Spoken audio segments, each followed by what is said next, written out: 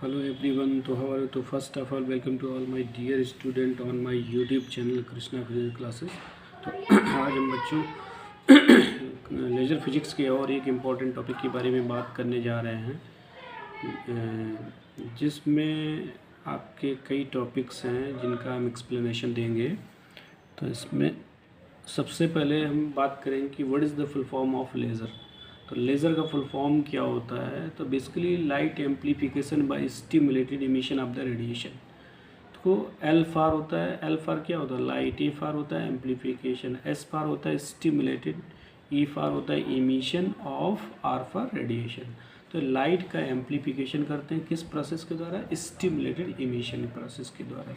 तो basically laser की study करने से पहले हमने सबसे पहले पढ़ा था मेजर प्रेशर, जिसको बोलते हैं microwave amplification by stimulated emission of the radiation. तो बेसिकली लेज़र फिजिक्स में क्या है कि इसकी जो डिस्कवरी की थी वो आइंस्टाइन नाम के साइंटिस्ट ने की थी 1960 में। और पहला जो laser, first laser built by T H. Maiman 1960 में। तो पहला जो लेज़र बनाया गया वो रूबी लेज़र बनाया गया था, ठीक है ना। तो ये पूरा जो लेज़र की कॉन्सेप्ट है, it is depend on the phenomenon of the stimulated emission process पर बेस्ड है। तो इसमें कई प्रोसेस हैं जो आपको हम बताएंगे कि इसमें अब्जॉर्प्शन प्रोसेस क्या होता है, इसमें स्पॉन्टेनियस इमिशन क्या होता है, स्टिमुलेटेड इमिशन क्या होता है, इसके बारे में हम एक्सप्लेन करेंगे। तो चलिए बेसिक बात करते हैं। जैसे इसमें सबसे पहले लिखा है spontaneous emission, stimulated emission, absorption emission. तो सबसे पहले स्पॉन्टेनियस का मीनिंग क्या होता है? देखिए स्पॉन्टेनियस का मतलब क्या होता है? Let us consider initially atom is in higher energy state. कोई भी एटम हमारा हायर एनर्जी स्टेट में होता है, जैसे यहाँ पे हो सकता है हायर एनर्जी स्टेट में होता है। When a atom can jump from higher energy state to ground state. तो जब हायर एनर्जी स्टेट से ग्राउंड स्टेट में जंप करेगा या हायर ऑर्बिट से लोअर ऑर्बिट में जंप करेगा, तो ये क्या करेगा? एक फोटान इमिट करेगा। और इस फोटान, ये तो this is we talk about the single atom. ये तो सिंगल एटम की बात है।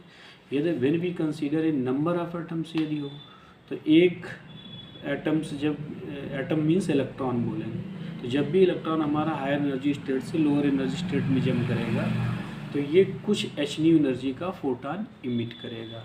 सिमिलरली दूसरा इलेक्ट्रॉन जब जंप करेगा हायर एनर्जी स्टेट से लोअर एनर्जी, तो वहाँ से भी एक फोटान इमिट करेगा।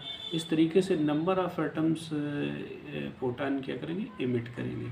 सबकी फ्रीक्वेंसी जो होगी वो डिफरेंट होगी, मतलब all are incoherent source of the light. तो सभी इनकोहेरेंट लाइट प्रोड्यूस करते हैं। तो स्पॉन्टेनियस एमिशन का लेजर फिजिक्स में इस वजह से कोई बेसिक यूज़ नहीं है, क्योंकि ये इनकोहेरेंट लाइट प्रोड्यूस करते हैं, मतलब जिनकी डायरेक्शन एक पर्टिकुलर फोटान की डायरेक्शन जो होती है कि यूनी डायरेक्शन नहीं होती है, ऑल ओवर द डायरेक्शन, किसी भी डायरेक्शन में हो सकती है। मतलब इधर भी हो सकता है, इधर भी हो सकता है, इधर भी हो सकता है, इधर भी। तो इसमें सेपरेट आगे हम एक्सप्लेन करेंगे। फिर इसके बाद हम बात करेंगे यहाँ पे स्पॉन्टेनियस इमिशन में जो प्रोबेबिलिटी डेंसिटी होती है, वो इस बात पर डिपेंड नहीं करती है कि हम कितनी बार से एक्सटर्नल एनर्जी दे रहे हैं।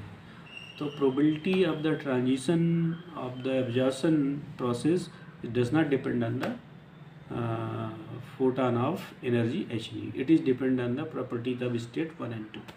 तो उस पर डिपेंड करता है। तो इसका एक जो है डायग्राम भी होगा, शायद इसमें नहीं है, चलिए आगे देखेंगे। तो इसमें क्या है कि स्टिमुलेटेड इमिशन में क्या होता है? अब देखिए स्टिमुलेटेड इमिशन की बात करें, स्पॉन्टेनियस में देखिए एक फोटान इमिट हो रहा है, सिंगल फोटान के लिए स्पॉन्टेनियस है। स्टिमुलेटेड इमिशन में क्या होता है? एक फोटान की हमारी सेम फ्रीक्वेंसी के कितने हो गए? 2 फोटान इमिट हो गए। मतलब उसमें क्या होता है कि कोई भी एटम हायर एनर्जी स्टेट में होता है, एट द सेम टाइम हम एक एच न्यू एनर्जी का फोटान इंसिडेंट करते हैं। जैसे फोटान इंसिडेंट करेंगे तो during this process there are 2 photon emit. तो इस तरीके से 2 फोटान इमिट होते हैं, जिसको हम बोलते हैं कि we will get the coherent beam of the light. तो पूरी लेजर फिजिक्स में हम स्टिमुलेटेड इमिशन प्रोसेस का ही यूज़ करते हैं। आगे देखिए, अब इसमें एक सबसे मेजर प्रॉब्लम क्या है कि स्टिमुलेटेड इमिशन के लिए कंडीशन सेटिस्फाई होना चाहिए। कि number of the atoms N2 must be greater than N1। ये देखिए नंबर ऑफ़ एटम्स जो होते हैं वो N2 स्टेट में ज़्यादा होना चाहिए और N1 में कम होना चाहिए। इसका मतलब क्या होता है कि let us consider initially atom is in ground state, ठीक है ना। When a photon of energy is incident on any atom then it can jump from lower energy state to higher energy state by absorbing a photon of energy hν।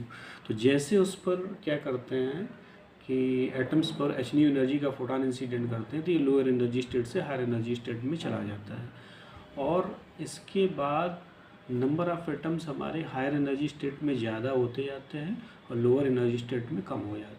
तो जितने number of atoms higher energy state में ज़्यादा होंगे तो number of the photons ज़्यादा emit होंगे। तो इस वजह से ये कहा जाता है कि number of atoms is N2 state is greater than that for N1 state, ठीक। अब इसमें कई प्रोसेस होते हैं, जैसे पंपिंग प्रोसेस का यूज़ करते हैं।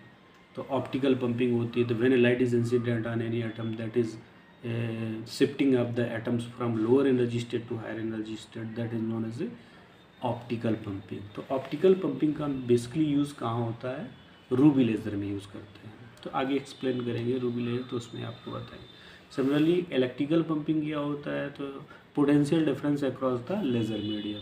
यदि हम किसी लेज़र मीडियम के बीच पोटेंशियल डिफरेंस अप्लाई कर देते हैं, उसके थ्रू जो पंपिंग होती है वो इलेक्ट्रिकल पंपिंग का एग्जांपल होती है, इलेक्ट्रिकल पंपिंग होती है।